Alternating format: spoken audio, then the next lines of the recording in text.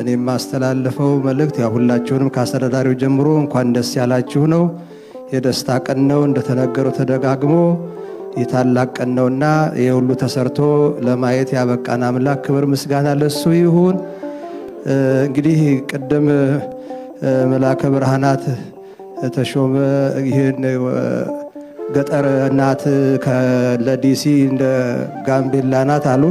እኛ እንኳን ያን ያህል አትርቀንም፣ ለእኛ እንደ ሐዋሳ ናት ብላችኋል። ከአዲስ አበባ 3 ሰዓት የሚያስነዳው ሐዋሳ ነውና ለእኛቺ ሁለተኛ ከተማችን እንደ ሐዋሳ ነው የምንቆጥራት። እና ትላንትና በቡራኬው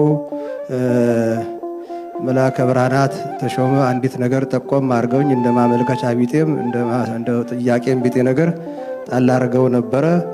አሁን ስናየው ይመጥነዋል። ምክንያቱም ይኸው የከተማውም ባለስልጣኖች የሚሳለሙበት ቤተክርስቲያን ነው፣ ደረጃውን የጠበቀ ነውና ይህ ቤተክርስቲያን የማነው ደብሩ መካነ ሕይወት አቡነ ገብረ መንፈስ ቅዱስ ካቴድራል ተብሎ እንዲጠራ ተፈቅዶለታል።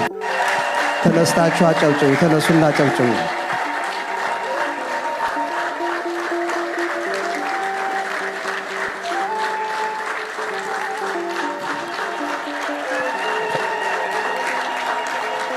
እግዚአብሔር የተመሰገነ ይሁን።